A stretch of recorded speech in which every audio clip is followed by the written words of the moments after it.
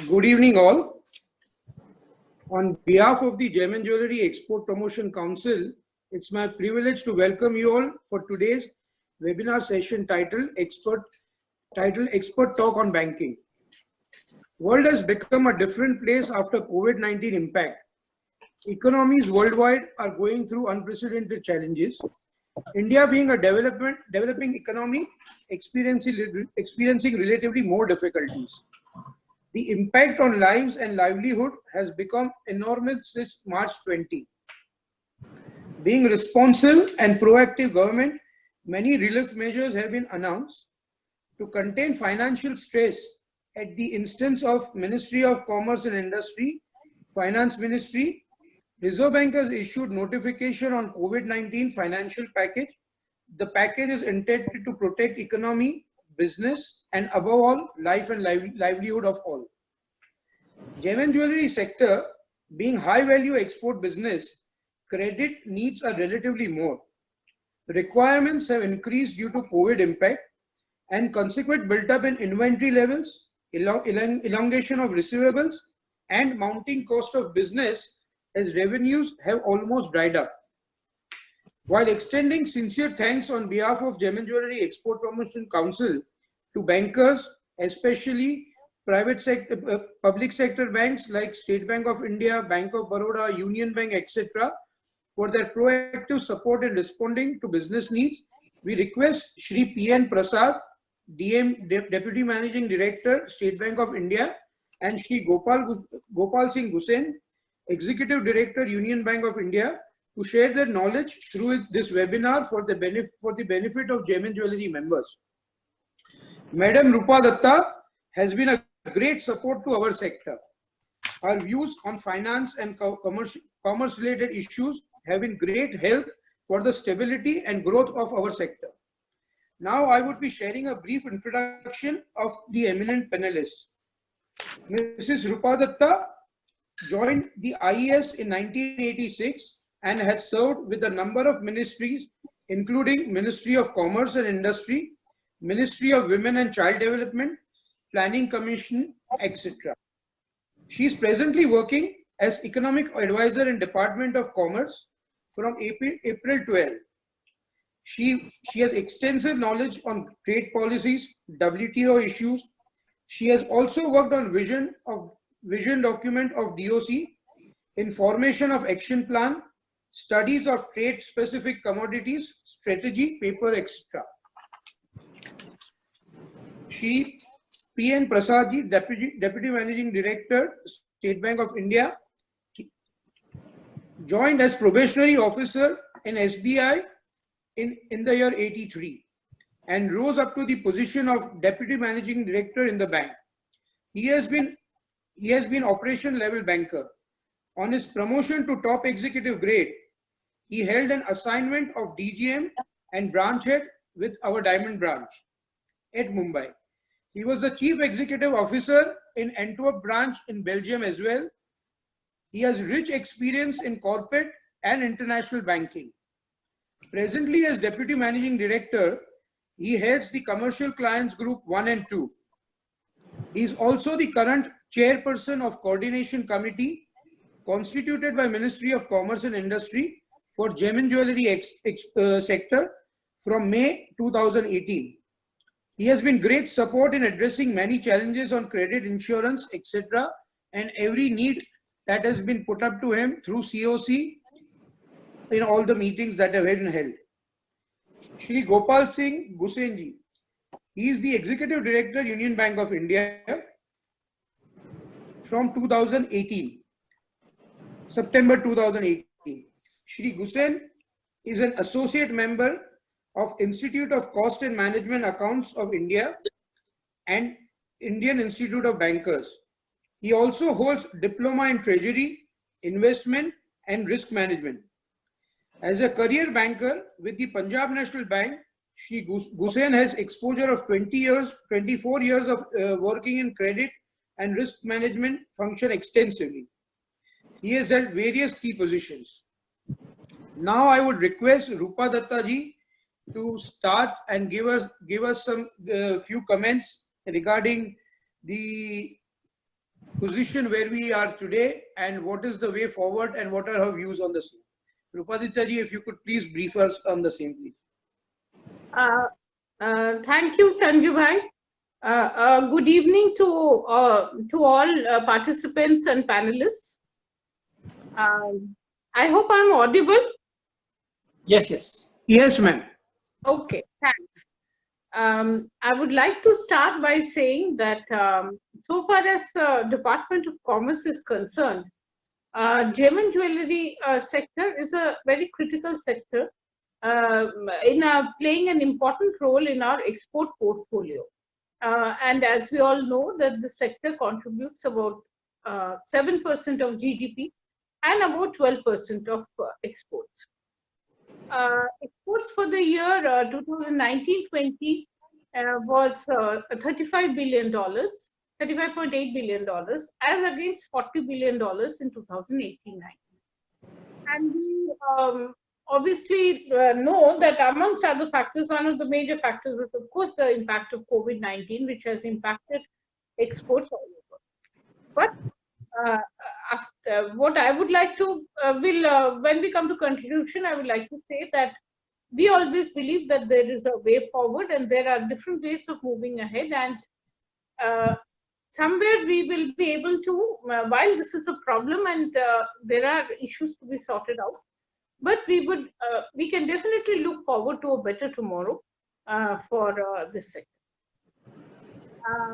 So far as today's topic is concerned, I would like to mention that finance has always been a vital component for the growth of any business, more particularly for a labor and a skill-intensive sector like the gem and jewelry industry, where the cost of raw material like gold, silver, diamond, colored gemstones, etc., is significantly higher compared to other industries, and the value-add component is not very high.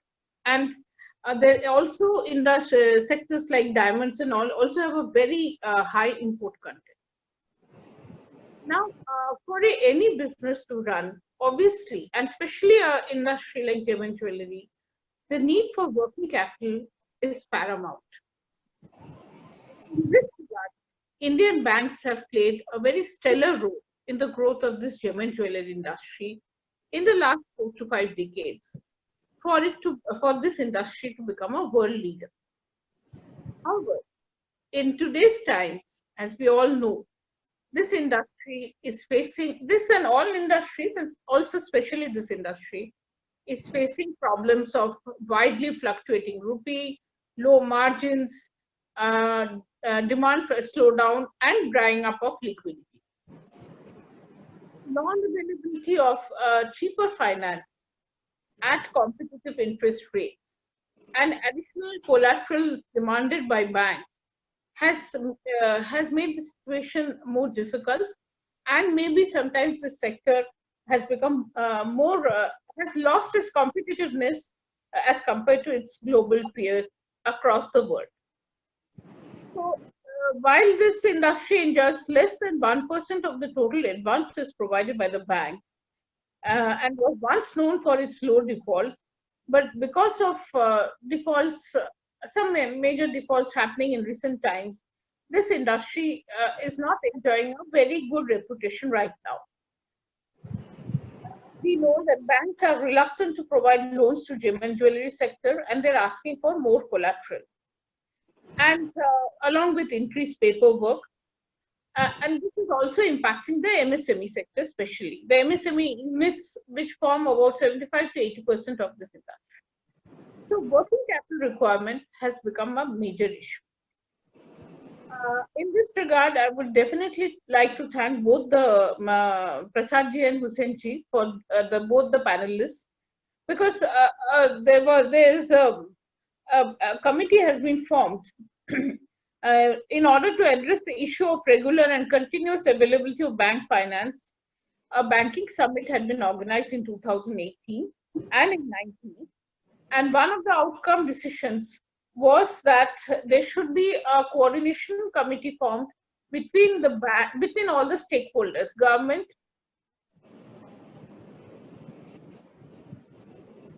Ma'am, you are on mute. Financial Services, ECGC, and others. Now, this forum has really been very effective. A series of meetings have been held, and during recent times, in fact, we have had a number of web calls also in this regard, and a lot of issues are being sorted out, and for which, again, I would like to thank the other two panelists who have played a very proactive role in this regard. However, and some of these, however, I would like to reiterate that this industry has some specific issues which need a different kind of consideration. Some of it had been raised even in the earlier meeting also, and Prasadji, if you remember. Yeah. One of this was that the private, while RBI has issued guidelines for easing of the compliance regulations, extending the deadlines and all, but private banks still need to be brought on board. There are a number, what we understand, there are a number of private banks which are still need to be, which are not being very cooperative, let's put it this way. And they have to be brought on board because these are unusual times, especially this COVID-19 period. And everybody, all stakeholders have to work together to move ahead. There have been several issues which have been pointed out to us in Department of Commerce, and which we have been taking at various official levels with RBI, Department of Economic Affairs, and Department of Financial Services. And we are doing a regular follow-up in this regard at this very senior level. Some of the issues which we have taken up with DEA have been, proposed by the German jewelry industry include RBI issuing a clarification regarding the relief measures taken regarding working capital extension and deferment under COVID-19. Ma'am, could you speak little nearer? Members are not able to hear you clearly. Is this better? Yeah. Yeah, some of the issues which have been taken up with RBI, DA, and Department of Financial Services also include RBI seeking clarification from RBI regarding the relief measures taken regarding working capital extension and deferment under COVID-19. This includes issues of packing credit and post-shipment credit. Private banks need to be brought on board. This is a point which I have already mentioned, and was also mentioned in the previous meeting also.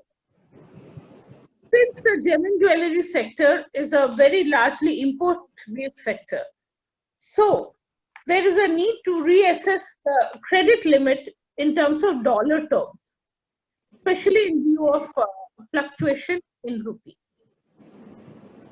Another demand which was made by the industry is about the gold metal loan. Jewelers can avail gold loans for 180 days for domestic jewelry manufacturers and 270 days for exporters. Due to slowdown and shutdown, the jewelers may not be able to comply with these requirements during the present period. So there's a need for flexibility in extending the term and revolving the gold loan.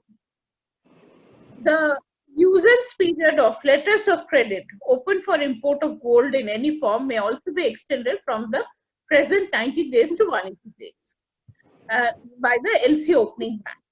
These are some of the issues.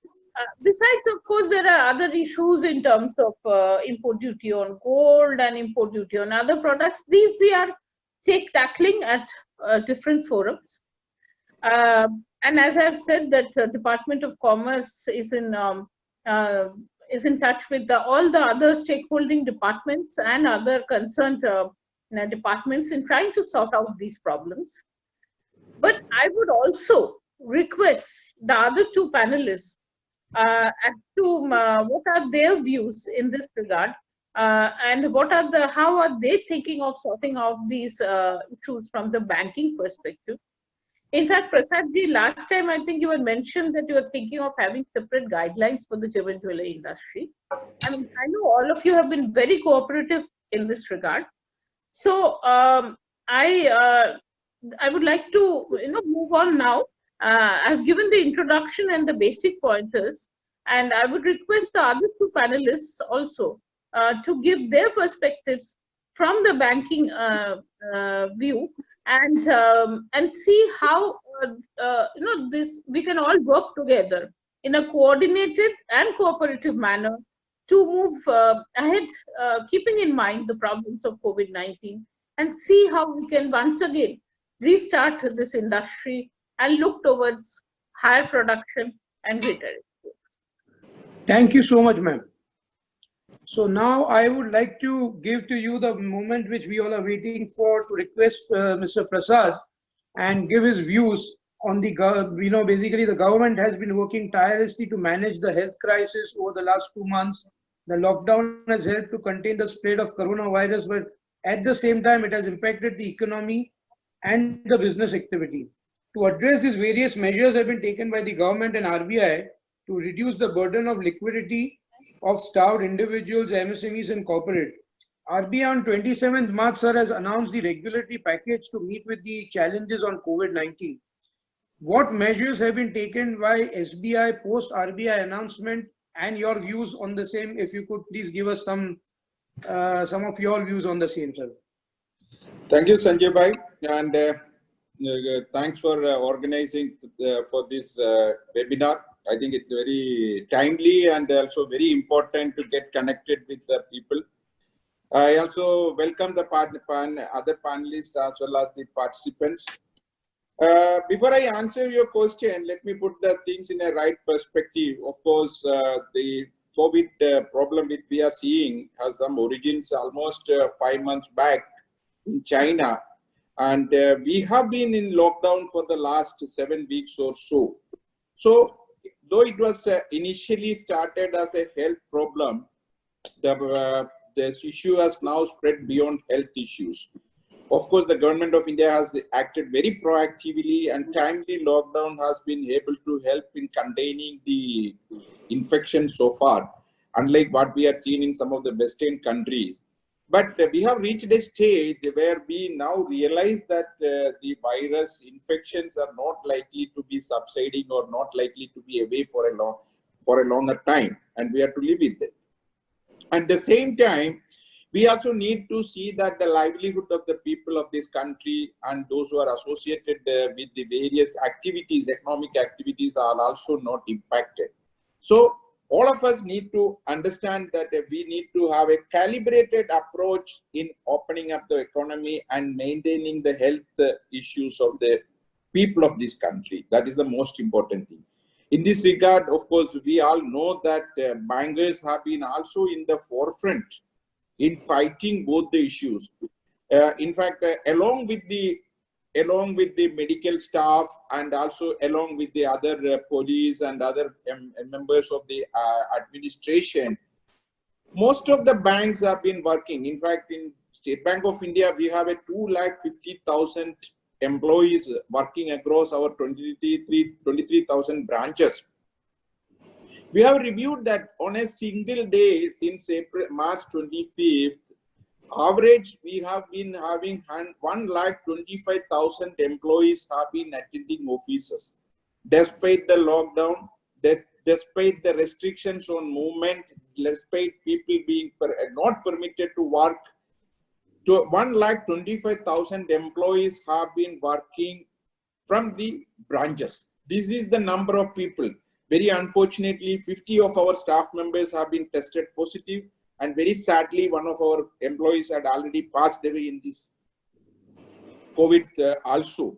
So what I wanted to emphasize is to give in the perspective that it is also the banks are also taken up this challenge and have been cooperating. In fact, in our corporate center, where I see it, we have an infection of 2 or 3 people. The office was closed down for a day, but all of us have been working from this office every day from 25th March.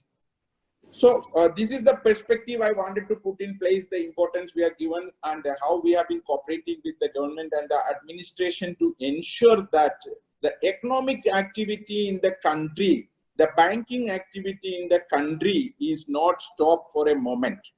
I don't think people had faced difficulties in getting the cash. Of course, the transactions must have come down. Even from working home, we have been sanctioning loans, we have been executing documents, we have been meeting the requirements of the industry, not only to the gem and jewelry industry, which I'll come little later. So when the COVID lockdown started, or when the things that started heating up itself, State Bank of India was the first bank in the country to come out with a COVID emergency line. This was the first economic sanction given by any bank in the country. What we had done at the time was that we permitted all the units, sector agnostic, whoever is enjoying a fund-based working capital, they can avail 10% of the working capital limit by way of an emergency loan at a very fine rate equivalent to our MCLR. And the terms have been subsequently revised. It can be for 24 months. The loan is repayable in 24 months with a moratorium of 6 months. In fact, we have clarified and we have told all our officers that since there is a lockdown, people may not be able to visit the branches, they may not be able to execute the document. Very simple, draw a DP note delivery letter and a security creation undertaking, which can even mail through email, is enough to release this money. This has been extended across the branches. We have sanctioned. But our experience, we have also been reviewing the amount which has been disbursed. But we understand that a lot of sanction has happened, but many of the entrepreneurs are not fully utilized the limit. Maybe they are also not in a position, or they are not required to spend this immediately.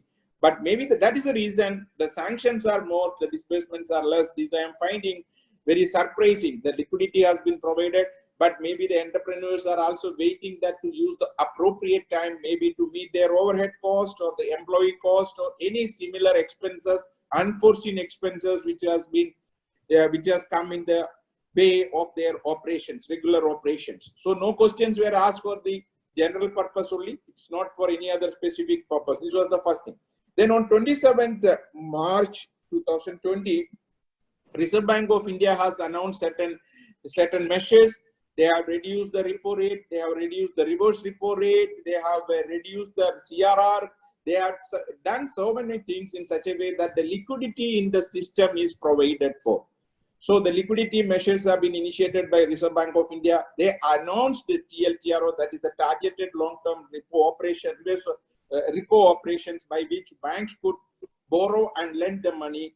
In fact, a second TLTRO was announced specifically for meeting the requirements of the NBFCs, 50,000 crores.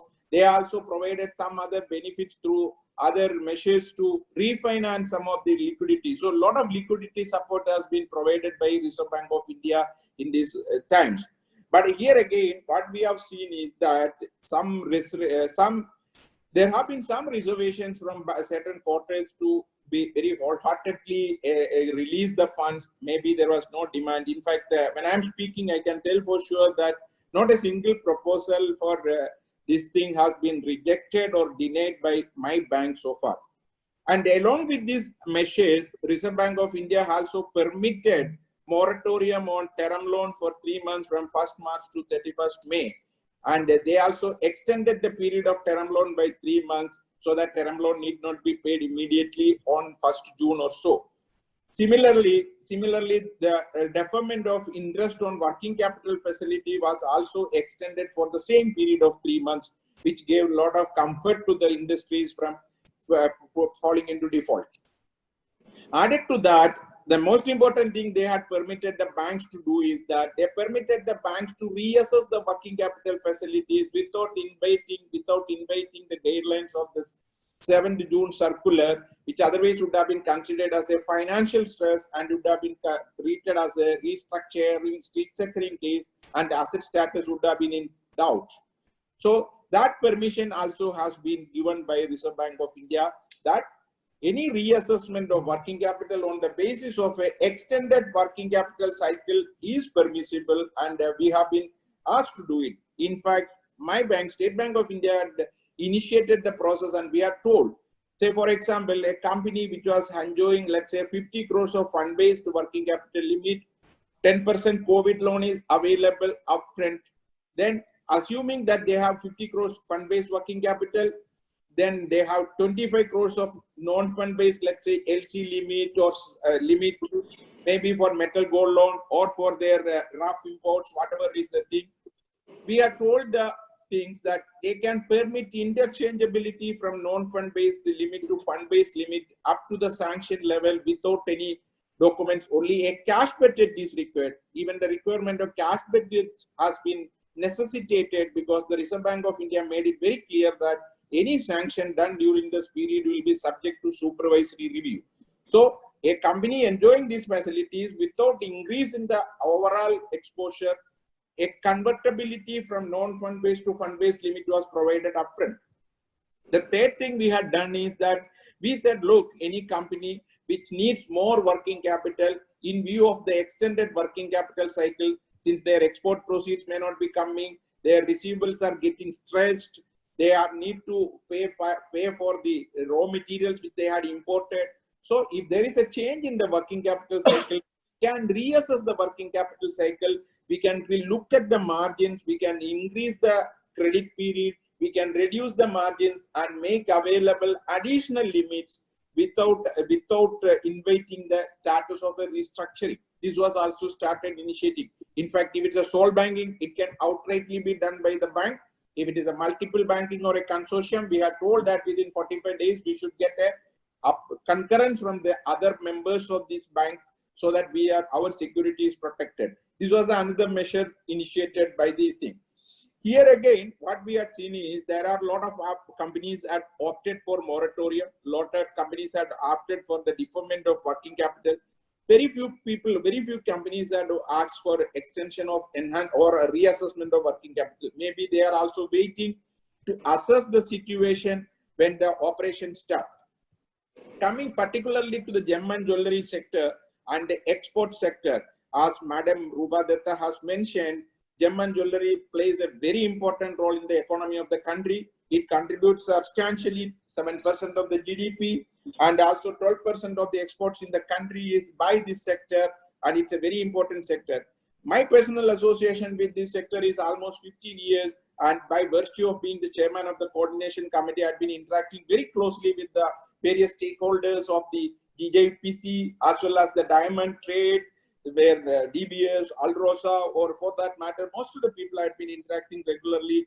And what we have been able to do is that to bring a uniform practice among all the participating banks in the industry, we have been trying to bring a uniform gem and jewelry policy and also a diamond policy.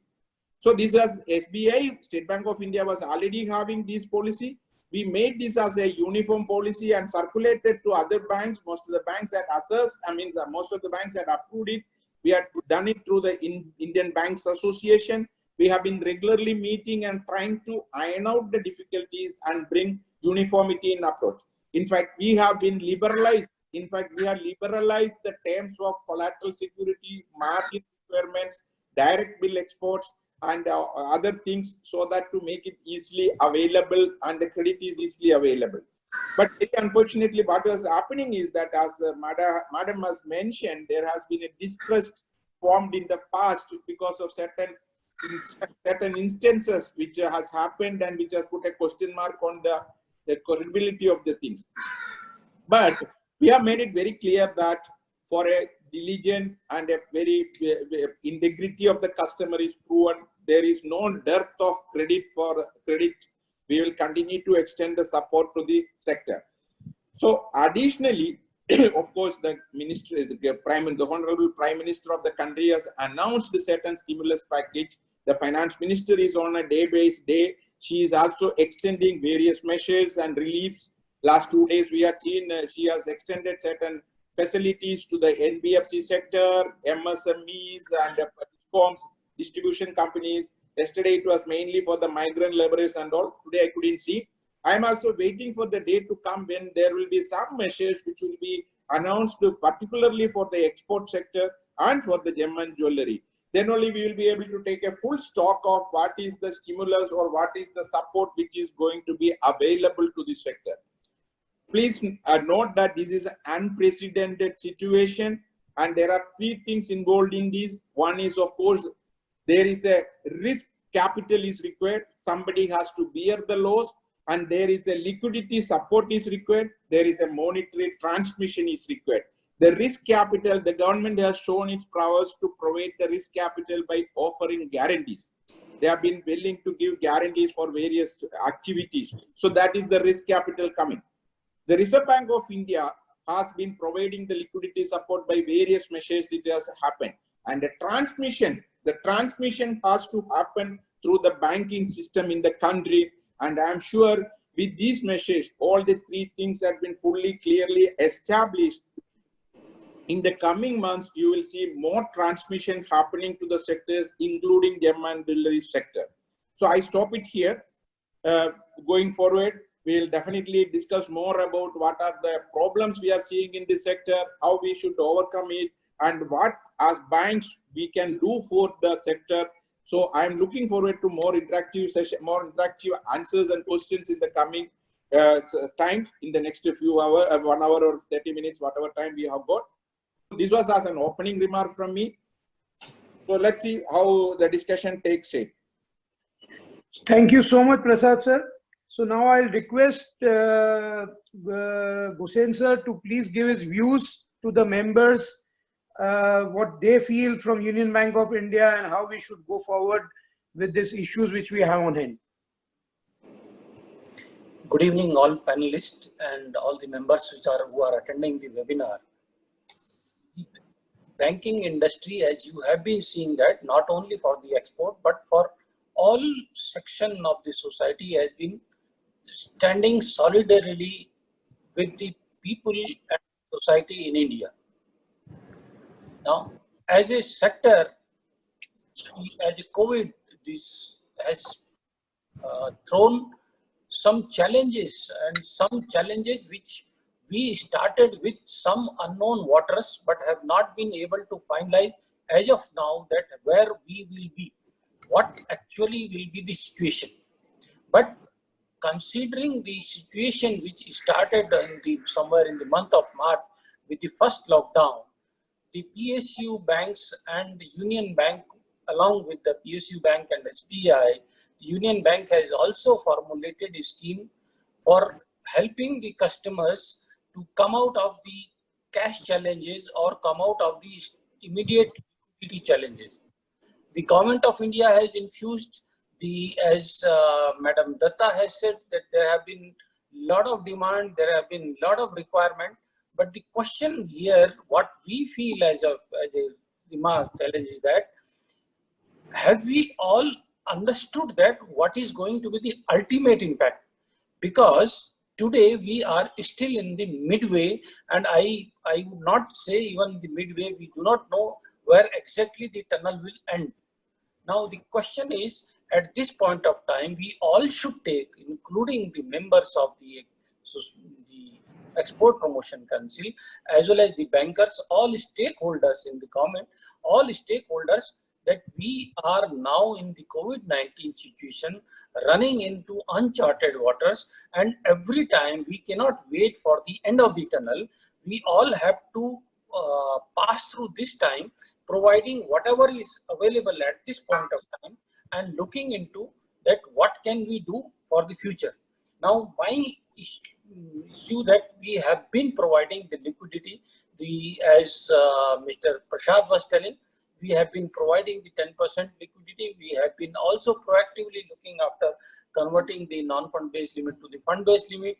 We have been also looking to the every request, but we know that this amount which we have been providing so far may not be the amount will sustain through the entire period of the COVID-19.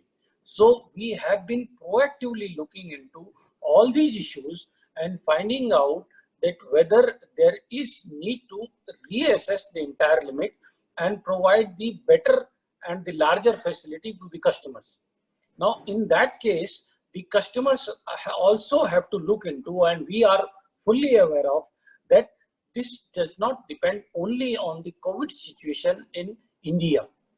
In India's COVID situation, we are impacted only through the labor problems or the accumulation of labor which is required for the gem and jewelry. But ultimately, the consuming country, the export countries, the Europe, the America, everywhere the situation is same. Now, the demand is going to be difficult. Secondly, the gem and jewelry, though it is very important part of the life, but then as you have seen that in the first stage of the economic opening after the COVID-19, even in those countries where the COVID-19 has already peaked out, has been only up to the essential services level. Now, looking into all that things, we all will have to gear up to tight our belt and to understand that what best can be done to to overcome from the impact of COVID-19. Now, let us all understand, and we as a banker fully understand that this is not one sector. All sectors are facing this problem. And at this point of time, if we do not support each other, we will all sail together or we will all sink together. So it is the question of economy. It is not the question of sector. It is not the question of banking. Now, for that matter, we fully understand that we will be needed to support the initiative given by the government. And as Mr. Prasad and Madam Datta has said, our Prime Minister has announced a scheme not only providing the liquidity, not only providing the additional credit line, but also providing the liquidity and also providing the equity capital, risk capital, which Mr. Prasad was telling, that risk capital to the MSME sector. Now, because at this point of time, as per the suggestion given by the Reserve Bank of India and the public sector bank and the banking sector as a whole, we have represented to the government of India that though we may be willing to provide the credit, we may be willing to provide the loan lines, but then there are certain MSME who in the process, by incurring the losses, would have wiped out their equity capital itself. Now, in those cases, if these companies or these units are not provided with the capital support, it will be difficult for them to continue to borrow. And for that matter, the government of India has come up with this scheme of providing the guarantees as well as the equity, quasi-equity capital to the MSME sector, which can put these companies back into the business sector. Now, as a Union Bank of India, as Mr. Prasad was telling, we have been continuously working on these lines, and since March 27 till today, I, as a member of the board, I have not taken even a day's leave during this period, and it's not that we have not attended office on any day. Sometimes the people known near to us are asking us that people are working from home, and then we have seen, we start looking that you have been working the midnight lamp during these periods, because these are the issues where the government is also closely watching that what are the sanctions are happening, what are the disbursements are happening. We are also looking, we are also talking interactively to the government. As Mr. Prasad has said, when we first initiated the COVID lines, the immediate question came that how these COVID lines which the banks have sanctioned can be disbursed, because most of the states were closed, and at that point of time, most of the states, the stamp duty was not available, because of which the legal documentation for the loaning could not be done. And the banks put together came on front saying that, okay, we understand our customer, we understand their problems, we understand their limitations, and in case if they can provide a simple DP note, we can extend these loans. Now, banks are willing to give extra hand, banks are willing to understand, but let us all understand, we the panelists also, the government also, and bankers also, everybody should understand that this is only a start of the situation and this is not the end of the situation.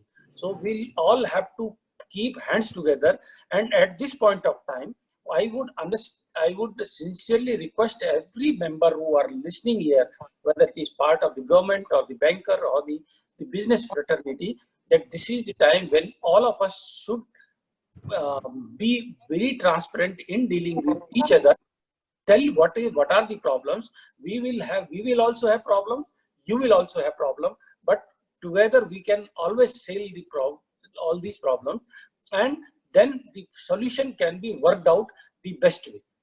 With these opening remarks, I would request that the members can ask the questions and we can work out on this further requirement, whatever is needed in the webinar. Thank you, sir. We have received certain queries from the trade members and the exporters and the importers. So I would like you to give your views on some of these things which we felt, we made out certain important things which were requested by majority of the members. So one thing is, sir, that what measures have been taken by SBI post the pandemic and in line with the RBI announcements. So, sir, if both of you could take that question, please. See, regarding the measures what SBI has initiated, I have already told about the COVID line 10% of the working capital which we are given. It is extended to all the sectors. It is also available to the gem and jewelry sector. And I haven't come across any sector where we have denied anybody this facility. And I also said that we have simplified the documents. There is no need to get the stamping and other things done. Simple DP note, delivery letter, and a letter to create security in due course. That was one thing immediately done. Then in the announcement made by Reserve Bank of India, we have permitted very liberalized working capital limit assessments. We are told the customers to submit a cash flow statement based on which their extended or additional working capital can be reassessed. If it is a sole banking, it can be immediately given. If it is a multiple or a consortium banking, we will give our facility, but within 45 days, it needs to be ratified. That is the thing. Coming back to the exports and import sector, of course, Reserve Bank of India also has permitted a realization of export, time period for realization of exports from 9 to 15 months. This has been extensively given and is being extensively given. So, in fact, Madam Rupa Dutta was mentioning about this metal gold loan. And as Sanju Bhai, you will remember in the last coordination committee, this issue was raised. In fact, I have also invited the colleague who is handling this particular department. We also brought him to that panel discussion, not the discussion, in this COC meeting. And subsequent to that, we have written to Reserve Bank of India to extend the period for the metal gold loan, because as we know that people who have availed a metal gold loan, they are not in a position to convert it into the things liquidated, extension of period. And let me tell you that because of this initiative, we have been extending this metal gold loan working period wherever we are given for 90 days to 180 or 180 to 270 days. This has been given. We have instances, but if they, because we have not given a generalized instruction, because there are only very few branches who is extending this metal gold loan. So we have told the branches which are extending the metal gold loan or which are extended the metal gold loan to liberally extend it. Additionally, so this can also be factored in the reassessment of working capital, which I have mentioned initially. So reassessment of working capital means whether we can reduce the margin. Maybe if we are having a 25% margin, we can reduce it to maybe 20 or 15%. If your earlier working capital cycle was 180 days, we can look whether because of the extension of receivable period and other reasons, the credit period goes and the working capital cycle increase, then the working capital requirement goes up. That also we can do it without inviting these things. These are some of the measures initiated and this thing. So if there are any other challenges, there are challenges because we know that the industry is facing challenges because the exports are not happening, because the bourses are closed till few days back, the customs and commission excise departments are closed, the factories are closed, the laborers are leaving. So we know that there is a challenge from that side in terms of production. And I also personally understand, because I had a meeting with the Alrosa and the DBS the other day, And they also told me that they are willing to support and they are not pressing their site holders not to lift the stocks.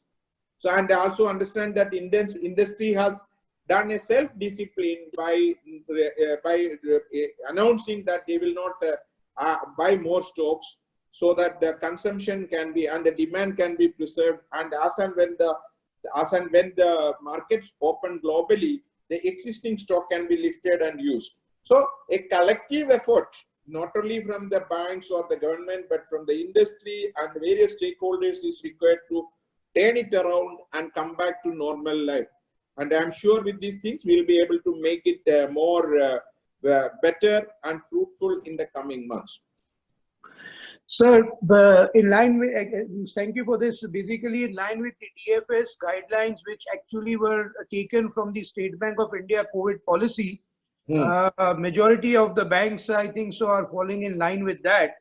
And where I think they have basically given a term loan for this COVID loan for 2 years with 6 months time not to pay anything for time being and another 18 installments. I think that is the same thing, if I'm right, sir, is followed by Union Bank as well, right, sir? No, not only Union Bank, all PSU bank, this has been circulated as a model scheme with all the banks, and all PSU banks are extending this facility. But then, Sanju bhai, I would like to emphasize on one more thing, that whatever payments have fallen due in terms of the term loan, that also has been extended as per RBI guidelines, irrespective of the sector, for the 3 months, which are starting from the 1st of March. And if the COVID conditions continues in this way and the lockdown continues, there will not be any surprise that if the RBI extends this period also. I'm just saying it may the term is ending on May 31st. But we will not be surprised, because initially when this came, the lockdown was initially for 14 days, but now it has extended to a level which I will not be surprised. One, even in the working capital also, the interest to be charged in the account has extended for more than 3 months. And we fully understand that in a gem and jewelry sector, this 10% will not be,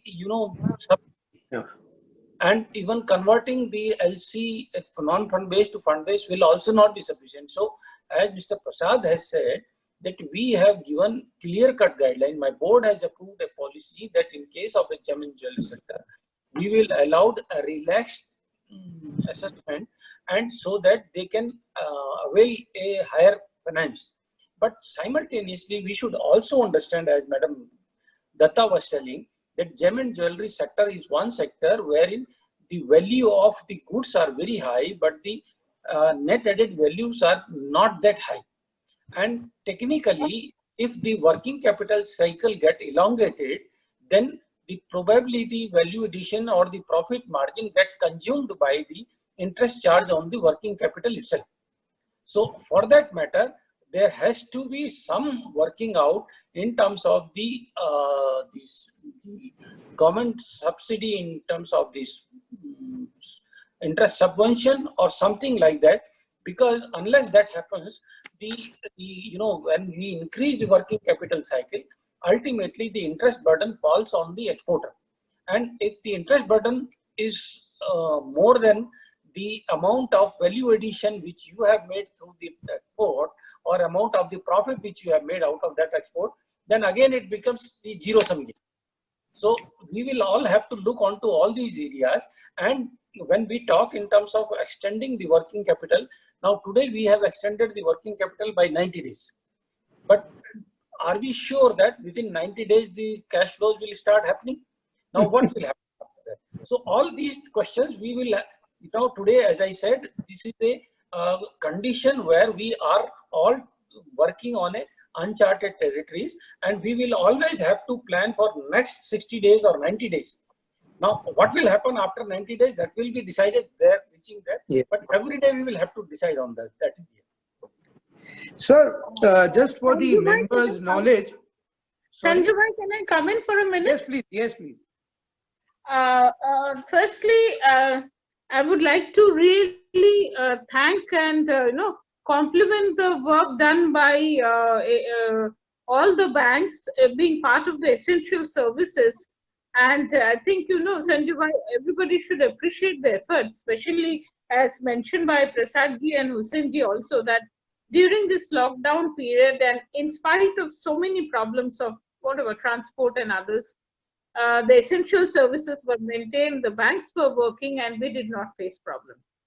Incidentally, I'll add a line that even in government also, we have been coming for last 1 month at least. We have all in offices, senior officers and medium level, everybody is in office. And it is at least 33%, if not more, staff are coming. So everybody is working together for helping in restarting the country's economy and exports. I'll just add a couple of sentences before you go to the next question. Gem and jewelry, as has been mentioned by both of you, this is a industry. It's a very unique product. It is a luxury item, and yes, probably in terms of demand, it will come lower in the list. It is a non-essential item for the entire, not only India, but for entire world. But it is a highly labor-intensive industry. 5 million people work here, and quite a few of them are very highly skilled. GGPC, of course, had played a good role by providing, taking out a fund of 50 crores, of which 30 crores was given to workers, which helped them in probably continuing to remain where they were, because these are skills which are required in all times. So, in keeping in mind the unique requirements of this industry, we'll have to probably, everybody has to think through for strategy. And as Prasad ji said, that there are policies being thought about for this sector, for gem and jewelry and diamond, and those would be the areas to look forward. I can only say that, and I think all of you are aware that thankfully exports have started in a smaller scale, but yes, in SEEPs, in Bharat Diamond Bourse, in Surat, in Jaipur, and maybe a little bit in Noida also. And what I understand from all of you is that the markets are slowly opening up. Hong Kong and all have opened up. So the prospect seems to be improving over time. And in this new situation, yes, there would have to be more innovative ways of, looking ahead in terms of, like, we are very seriously thinking of having virtual fairs, how to go about it, how to, because the normal fairs will not happen, so how to have virtual fairs.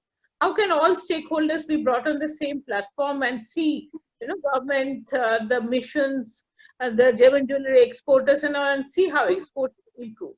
So probably this is a situation which requires a lot of out-of-the-box ideas for promoting, for restarting production and for promoting export. Thank you. Okay, ma'am. Sir, just one thing is regarding this COVID-19, as some of the bank members have requested that these are allowed to be used for which items to be, paid or used for. So if you can just give a little highlight on that. No, as I mentioned, and this is a general purpose loan. It is actually given 10% of the fund-based working capital limit. So that can be used mainly for overhead charge cost, meeting their employee charge services, employee salaries, maybe rental, power bills, anything which is a part of the operations of the company. And there are no restrictions attached to the end use of these things. So Okay. Generally for working capital. So that could be also used for the statutory payments or the purchase. Yeah, anything. Part of the working capital. Anything. Okay, sir. Anything. Okay. Then, sir, one thing which was requested that at present the extensions which have been given by the Reserve Bank of India and your bank has already done, but for the just to make a clarity for the other members, you have extended this for the packing credit, post shipment as well as gold metal loan, right? If I'm right, sir. Which extension, Sanju bhai? Sir, basically packing credit and post shipment comes under the working capital itself. Yeah. But some of the private banks have been having issues that this is not specified particularly, hence they are still awaiting some clarification. And when we are talking to them that this is already part of the working capital. I just want you to tell the members that as all the PSU banks have already extended the packing credits as well as post shipments and the gold metal loans also in some of the cases. No, you are talking about this COVID line? No, extension. Extension, yes. So extensions have been provided under the guidelines for all the three. Correct. It's a Yes, working whatever is there. Yes, sir. Okay, sir. Then basically one more thing which was requested is that in case of export bill financing and in line with the circular, extension realization period of exports has been permitted. Now, our bank, which is there, some of the banks are saying that this is only for realization and not for the finance. So, if you could just give a little bit of your view on the same, please. No, the RBI guidelines had permitted exporters to bring the proceeds, on account of exports from 9 months to 15 months. It is on a realization, because otherwise we were supposed to crystallize it and convert it and all. So that automatically, when the export realization period has extended, it automatically gets passed on to the packing credit guarantee also given. I don't think that there is any separate guidelines covering this.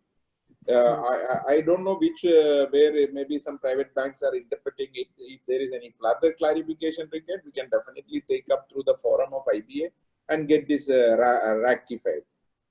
Okay, sir. Thank you so much on that. Then, sir, one thing which is there, that RBI has reduced the repo rates and the banks basically your bank has already passed down the benefits of the reduction of rates to interest to borrowers. Now, just wanted to check that when you bring down the MCLR, automatically the cost should go down, right? Yeah, monetary transmission happens. The RBI, when they reverse, then they change the repo or the reverse repo rates. Monetary transmission, the banks also, who are benchmarking their rate of interest on the various things, also announce their marginal cost of lending rate, that is the MCLR. So in fact, we announce it every month. On 10th of every month, the revised MCLR will get acted, and any facility which is released post that date will attract the new rates. Say for example, if it's a term loan sanctioned last year and if it is linked to a 1-year MCLR, so let's say 1st April 2019 the loan was availed, and that date the rate got frozen. So that rate will continue till 1/4/2020 if it is a term loan. Yeah. If it's a working capital, again it is a 1-year period, unless it is linked to like EPC or something, or a 6-month or a 3-month MCLR. So the reset is linked to the rate, the period of the MCLR. If it's a 1-year MCLR, it is reset at the 1-year period. If it is a 3-month MCLR, it gets reset at the 3-month period. So it automatically doesn't happen. That's what I said. So, sir, just to understand one thing, say for example, as you said, somebody had taken a loan on December 19, and now he has requested for an extension in rupees or dollars. And today the MCLR has come down by say 0.75, for example, and the dollar LIBOR rate has come down from say 1.5% to maybe 0.65 or 0.85. So in this situation, when the extension is requested, what would be the rate of interest that would be charged? No, it will be the rate at which it was contracted. Extension is not a new contract. It will be at the rate which the contract was signed, contract was executed. Let's say on 1st December, the MCLR was X and LIBOR was whatever it is. And if it's extended, it will continue. If it is a fresh new loan is taken, let's say on 1st May, then it will be at the new LIBOR rate. Okay, so but if the rate had gone up for the LIBOR, then it would have been the same, sir? No, see, that's what I'm telling. If it is an extension of an existing contract, it will be on the same terms of the contract. If it's a new contract or a new disbursement or a new loan, then it will be attracting the new rate, whether LIBOR has gone up or down. Okay, so if it is for the old contract, it would be the other way around, and for the new contract, it will be the fresh rate. Correct. Okay, fine. Sir, one more thing is that as the times are tough, some of the members, they have requested, can the banks consider collection of the interest on the maturity and not at the time of discounting? Is it possible? Sir, Sanjay bhai, I think you are getting into a different territory because they are not, they are two different things. One is the accounting standards and how interest or the discount in respect of bills discounted is accounted for. So there is no way we can defer interest, because when bills are discounted, so we upfront collect the discount and then the net proceeds are credited to the exporter. So that's how it happens. That is how it happens. So that has to be paid at the upfront only. Yeah. It's an Why actually this is not the question of, you know, what we call the banking practices. This is the accounting practices which Mr. Prasad. Yeah, I appreciate the. In fact, I also thought the same only, but I just wanted, because the number of questions are coming from the members, so we made a gist of some of the questions, and I also agree with you, sir. One of the questions is that the rate of interest applied. So that's been taken off. Sir, one more thing from both of you. A lot of members have been checking, you know, that whether the State Bank of India and Union Bank of India have been giving sanctions in value terms as dollars itself. Say when the sanction comes in, I know that Union Bank gives the sanction in dollars itself, and State Bank of India, what they do is basically at the time of the sanction, they put an X amount, say it was 75 rupees, and then up to 10% they were circular, whereby they gave additional power to the branch itself. So, sir, could you explain a little bit about your dollar circular to the members, sir? Sir, Sanjay bhai, this issue has been debated most of the time in the coordination committee, and I have been clarifying it. But for the wider audience who are listening, let me explain you this entire principle. See, Reserve Bank of India has permitted the dollarization of limits in the way back. But unfortunately, somehow this, except one or two banks, which I understand, many of the banks are still assessing the limits in rupees only. Though you are both your legs, both the import and export legs are basically in dollar. So what the reason I have been telling is that your balance sheet is drawn in rupees, and based on the balance sheet, the assessed bank finance is arrived, and that is actually arrived in rupee. That is the reason why this issue or dichotomy arises, though RBI has permitted. I know one or two banks who have been converting this at a notional rate at the time of sanction, and instead of giving you as a rupee credit, instead of giving you a designated rupee, they say at factoring it at a rate dollar.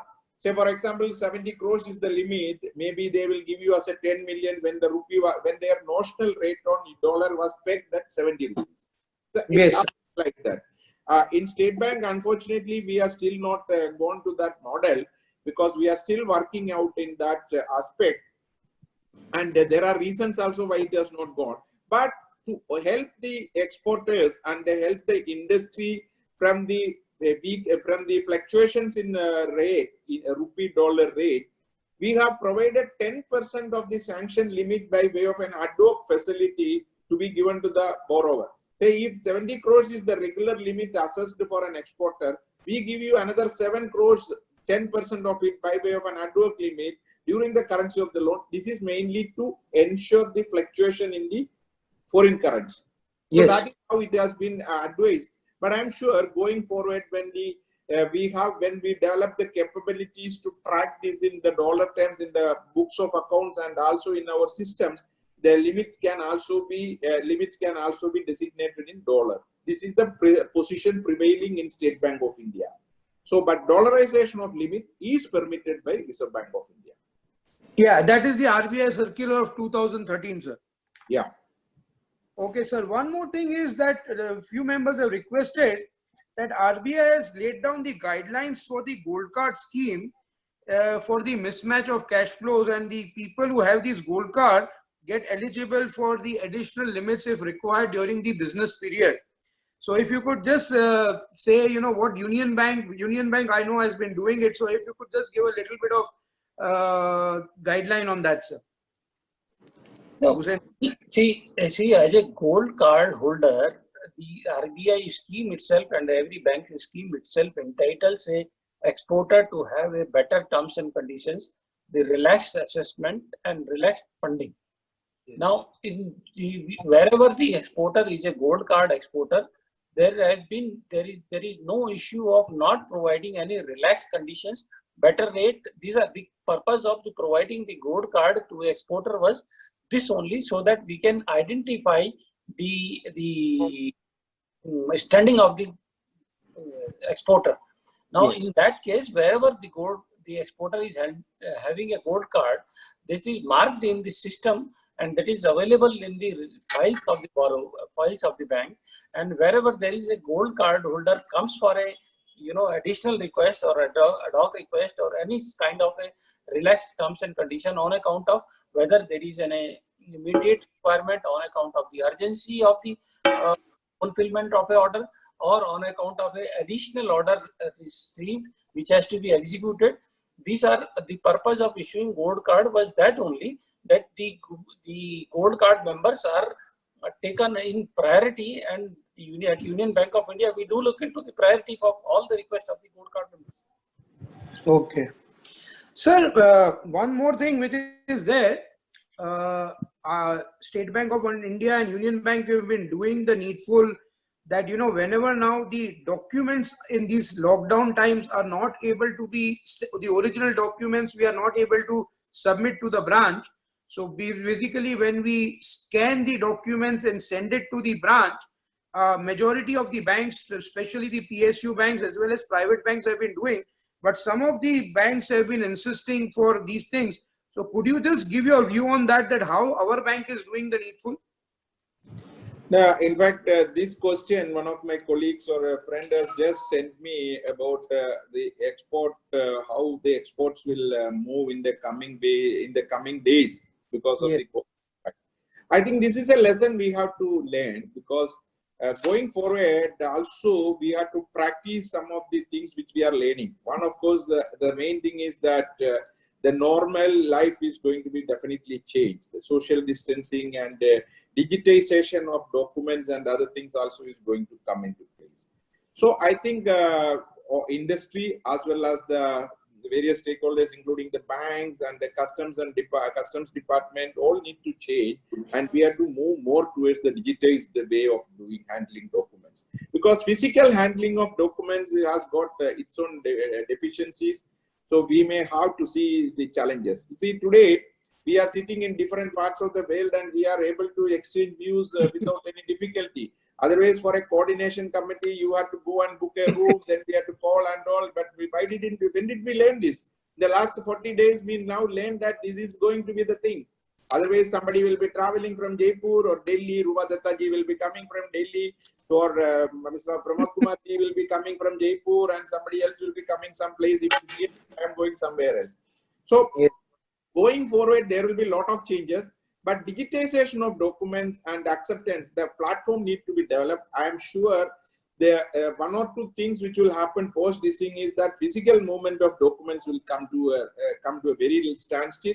More of digitized the documents will be exchanged, whether it is for export bill negotiation or your this thing. Only thing is, security aspects need to be built in. All the people need to be very much aware about the security aspects to be built in, and that will happen. So we are already started practicing the digitized documents to ensure about release of payments and other things, which is already happening. But going forward, the system will be improving. Sanju So I ji, think this will be, sir, in line with the IceGate and IDPMS and EDPMS. Yes. We should learn to basically make use of it. Sanju, I have one more thing to say, that in India the digital laws are there and digital signatures are well accepted as a documentary proof. Unfortunately, as of now, the platform which we use, or all of us use in the export credit guidelines, there are nowhere these digital signature platforms are available. But I am sure that with this, we have already raised up this issue with the RBI, with the DFS, with the government also, that we should provide the all import and export documentation to be authenticated through the digital signatures. Once these platforms are enabled for the digital signatures, and I am sure that as Mr. Prasad has said that we have learned so many lessons during these 40 days, these will be helpful for us in efficient handling of the documents, and there are times which we'll see that all the documentation will be happening only in your room and there is no need of actual physical movement of the document. Sir, one request to both of you, as you both are the giants of the banks yourself, that, you know, when we export, the customs put these things into the system which is called the ICE gate. Yeah. From the time it transfers from ICE gate to the bank's portal, it takes 4, 5, 6, 7 days sometimes, and if there is a mistake or something, it takes further. So between this time, you know, exporters are not able to either discount or make their import payments till it reaches the bank's portal. Okay. And it is available on the ICE gate for the bank to check. So I think instead of the bank waiting to get it in their own portal, if the same is available on the ICE gate, which is a government portal, the bank should allow the discounting as well as making the import payment, because that is already there on the main portal. Okay. Sanjay ji, if you recall that today in the payment terms, making payment from here to anywhere in the world, even the remotest branch, doesn't require 4 or 5 days. So remittances require only fraction of a second, which is happening. Now, I think if the ICE gate has a data and why it is not traveling into the bank's portal, that is a system which probably, again, as Mr. Prasad was telling, that these 40 days we have learned so many lessons. This will be also one of the issues, and probably because I don't know, I'm not aware of that. What are the conditions because of which after coming to the ICE gate, why it is not traveling to the bank portal immediately? We will also look if anything is required to be done at our level. But then I'm sure that traveling from one portal to other portal should not be a question of more than a second. Sir, usually what happens that after the ICE gate, it goes to DGFT. DGFT sends it to the Reserve Bank of India, and Reserve Bank only sends individual transactions to each bank. Okay, but so that is the reason why it takes time, not otherwise. Maybe because RTGS also travels through the various platforms. But but sir, RTGS में क्या है, वो Reserve Bank में ही है ना? So this is let me answer this. Basically, there are different agencies involved: the Customs Department, then the DGFT, then the Reserve Bank, and then finally coming to the bank system. So I think the biggest learning which is going to happen is that this integration of these platforms on a real-time basis will happen. The real-time basis, when the integration happens, the document when uploaded in the ICE gate, it automatically should travel unless there is any discrepancy So I'm sure that the switch for integration need to be established. I think there should be some agency which should initiate it. That is the reason why we are even facing these reconciliation issues in IDPMS and DDPMS issues, and sometimes we are unable to issue the bank reconciliation certificate also because of these things. So going forward, I think banks will definitely take up, because we are also looking how to efficiently manage our resources, including human resources. And I think industry also need to do that. And I think we collectively meet the customs as well as the Reserve Bank of India. This can be solved without any intervention. I'm sure IceGate is a very secure platform. I don't know why it should not be real-time basis. It should be available to the banks. Yeah. Sanju bhai, can I comment for a minute? Yes, please. Sanju bhai, because you have mentioned DGFT also, and yes, whatever both the senior bankers are saying, we fully agree that this data should be available on a real-time basis. And I can tell you that, during these last 2 months, there have been, whenever we have had meetings for various reasons, including, electronic rules of origin certificates and so many other initiatives have been discussed in promoting how to promote electronic interface, reduce the human interface to the minimum. And DGFT especially there's a special emphasis and a scheme going on to make it totally end-to-end IT enabled, where everything is digital and there's absolutely no human intervention. Oh, that would be great. We are, there is a scheme going on, and it's being done in phases.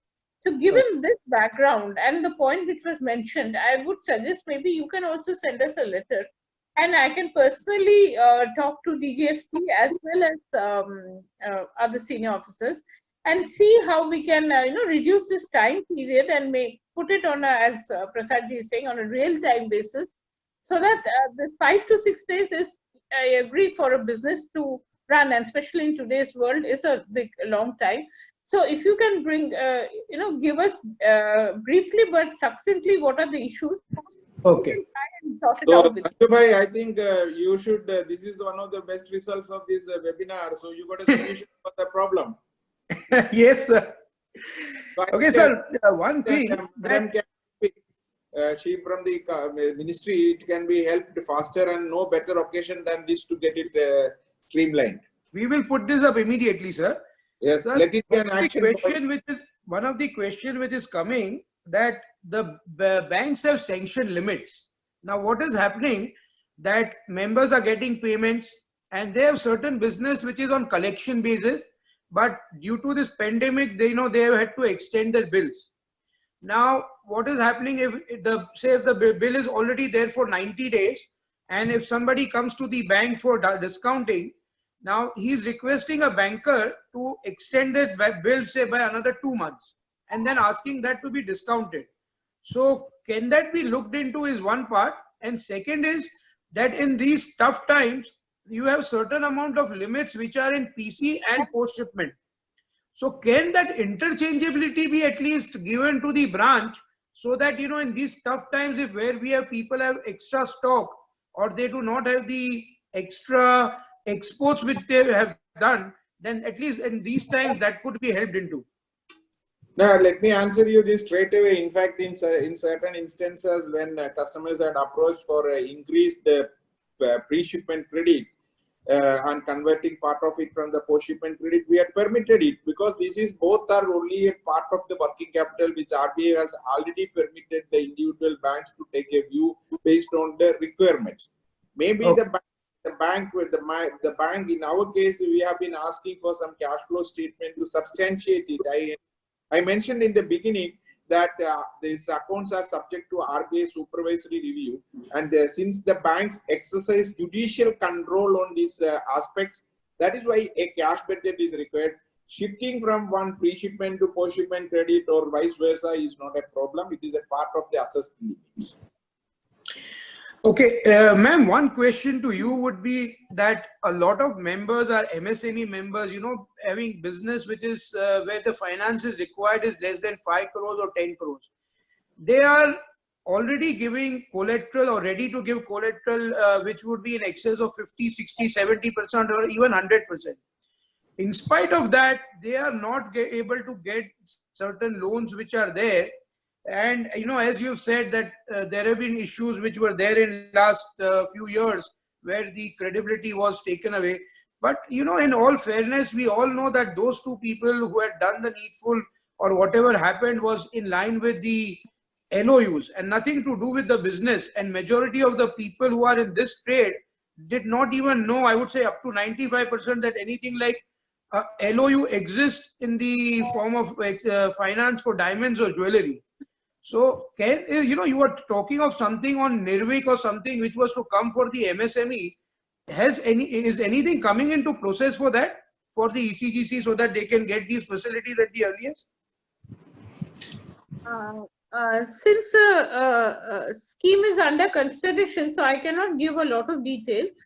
Okay. Yes, there is a lot of emphasis, and the scheme, but there are, the way the initial thought of implementation, now the guidelines are being changed, but definitely all steps are being taken to ensure that the MSME exporters get a due coverage and get a comfort while exporting.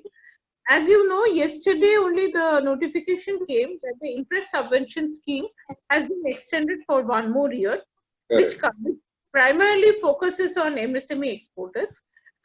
Yes, the MSME, for the MSME exporters, there have been these new guidelines of turnover as well as investment. So I'm sure it will benefit all the MSME exporters overall, and the interest subvention will definitely play a role in this. So far as the coverage is concerned, I know that the guidelines are under consideration. So we should be looking at a positive scheme very soon. Ma'am, as you just touched the point of the subvention, the MSME which is there, a lot of members, are not able to digest this. Initially, it was the capital structure was up to 10 crores, which has been increased to 20 crores for the machinery. And there was no cap on the turnover, which was there initially. Now, diamonds and gold being the high value, if the MSME turnover is kept at 100 crores, is it only for the new loans, or is that the new definition of MSME itself? Because then our whole trade would be out of the MSME completely. Sanju bhai, I think this needs a bit of clarification. Give us a few days and let us see what the and we'll also be in touch with the concerned persons and see what is the interpretation of these guidelines. Okay. And sir, one last question which somebody has just put up is that can COC and Gem and Jewellery Council and the government provide any comfort to their members, diamond companies, that credit limits as on 1st March 2020 shall be continued for at least period of 2 years from now, considering that any limit reductions now would be detrimental to companies and imports and exports which are there? I think this is a question which is difficult to answer, but I should answer this. Okay.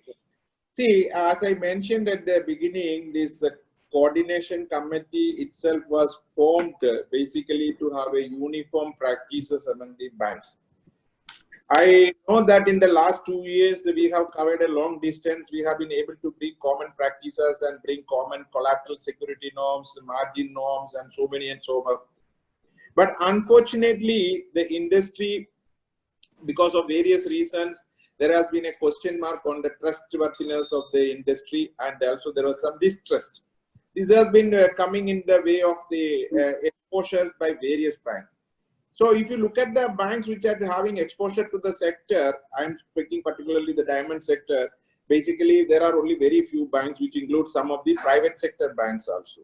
So basically the risk perception on the sector is very high, and that is why the banks, the drop of a hat, try to reduce the limits. See, as far as the State Bank of India is concerned, I'm sure for most of the public sector banks also, see, as long as the things are, as long as the policy instructions are fully complied with, and there are no other reasons to believe there are malified intentions, or there are no reasons to believe there are some transactions which are not in the normal nature, I don't think that we have any problem in continuing the exposure to any sector for that matter, not only to gem and jewelry sector. So generally, if you look at it, we have given very liberalized norms. We have reduced the ratings for a fresh new relationship. We have reduced the internal rating for new exposures. We have reduced the margin for collateral margin for the fresh exposures. We have liberalized, and we have aligned with the diamond policy with that of the gem and jewelry also. It took long time, I understand, and we also had to do it. So going forward, the aim is also to see that no customer who qualifies for the facility is credit starved in this sector. So we'll continue to support, but it is also for the industry to ensure that the self-discipline is very important. Due diligences are important. Of course, I should also mention about the My KYC effort which the EJPC had initiated, and which I was a votary of it. We have been trying to bring that kind of due diligence norms to the new due diligence norms for the assessment of working capital limits also. Unfortunately, because of this lockdown, I see that it is getting delayed. A lot of work has been done. And the MOU has been more or less finalized in the My KYC Bank. to give the inputs about the company or its credentials. So going forward, a lot of things will happen in this way. So this is how we have to look at the sector. Nobody can guarantee you that my limit is stable or anything. If there are certain risks, see, look, last 2 years we have been trying to bring ECGC. We have made progress, but we are unable to tie it up till date. No? I agree with you, sir. No, to be frank enough, sir, I'll tell you that majority of the PSU banks have been like, the pillar to the whole industry, and even IndusInd Bank has been understanding and doing the needful. Right. So I would like to thank both of you on that part. Sir, I'll just start with Gusen Saab. Just if you had to give your last remarks, that what should the government be doing to take care of this pandemic and to help the trade and to make sure that, we go towards better heights, as there is an opportunity to shift the business from China to India, where even our commerce minister has been saying that, how to take the economy to a 5 trillion economy by 25. And he's been having a lot of meetings with us that how can we get this business from the other countries into India. So I would like you to give us your view for the government bodies and to the trade and to the bankers before we take this to the close. Thank you, Sanju bhai. Now, if you look at the entire structure of the webinar, it was very interesting when I was noting that we started with that we are giving extra line, we are liberal in giving the extra credit, we are liberal in understanding the industry, and we ended up with the question whether our limits will be reduced or not. So the discussion throughout have been a very interacting discussion. One thing, as I have said in the initial stage, this is one such area where no one, including the best of the expert, knows that at what point of time things will come. Now, it is not normal in terms of the India. Let us first fully understand it is not normal in terms of India. Even if everything goes normal in India, you are not going to be benefited out of that, because a lot of things depends upon the customers sitting in the Europe and America. Yes. And if everything goes normal there, even if there are certain restrictions over here, you will be still able to do something. Now, as Madam Datta was telling, you have a very typical situation in this industry particularly, wherein one way for the sales, you have to look into what is happening in the Europe and American countries. But for the manufacturing, because it is a labor intensive industry, you have to look into what is happening in India. Now, so that way we will have to look into the conditions prevailing internationally as well as locally. Now, one good thing, as you said, that the Prime Minister has announced the doubling of economy, making a 5 trillion economy. The gem and jewelry sector is one sector which is renowned worldwide for Indian exporters also. So this is one sector which can provide, the first start to the economy itself.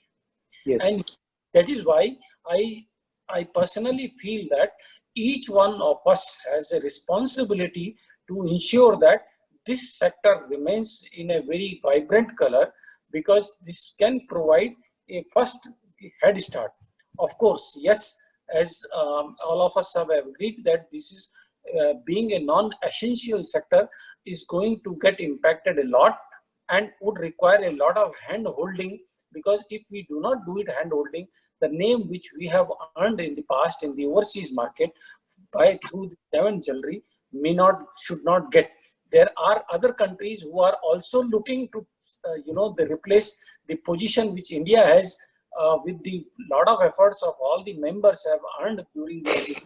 And we should not allow to go it waste, but just because not doing our action in time. So all of us should work in tandem, and all of us should work with utmost transparency and confidence with each other.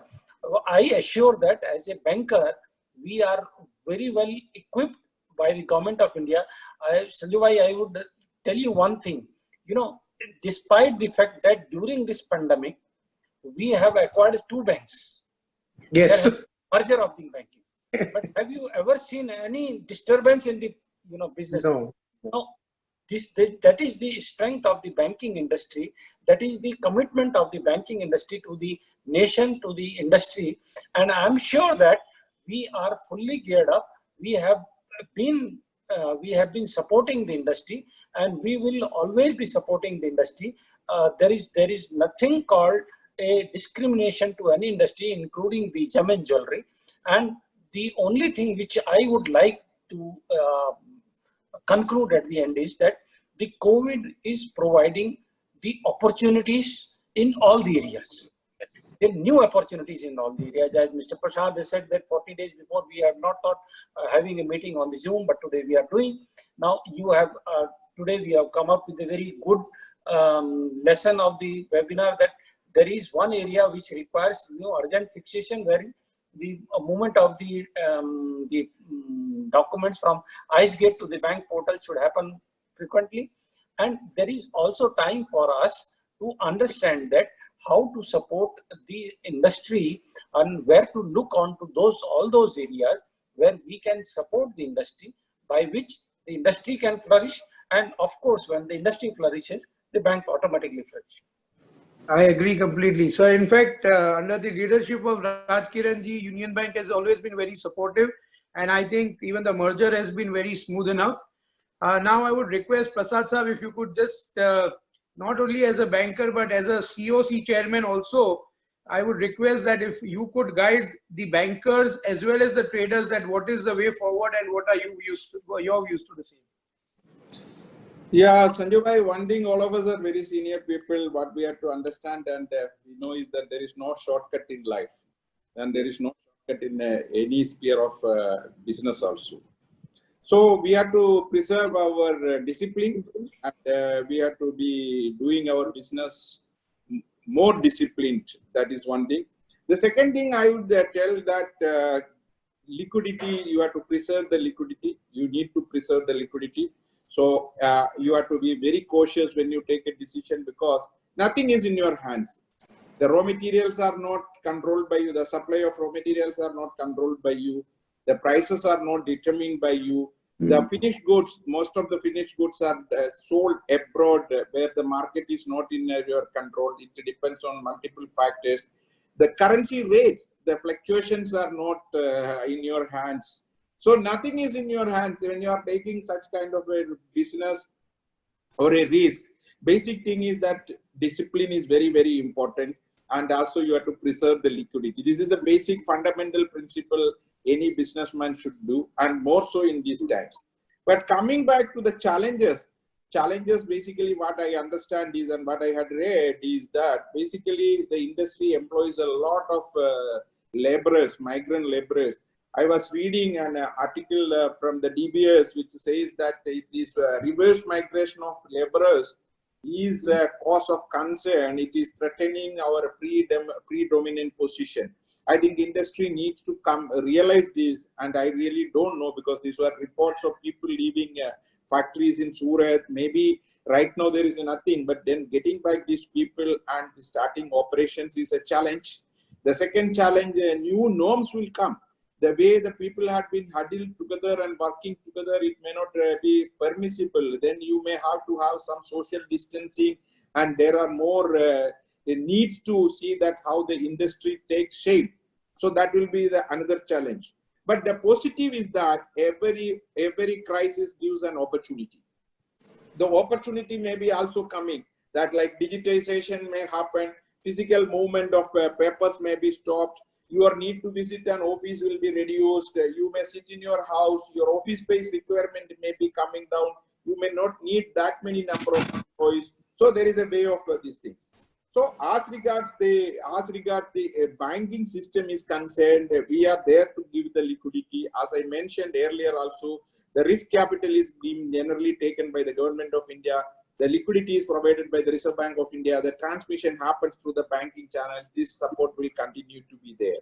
But the industry, from the industry point of view, I will say that you preserve the liquidity, don't be greedy, be comfortable, stay steady in your business. I'm sure there will be good days will come to you. I believe this is nothing more can be told, and these are uncertain times.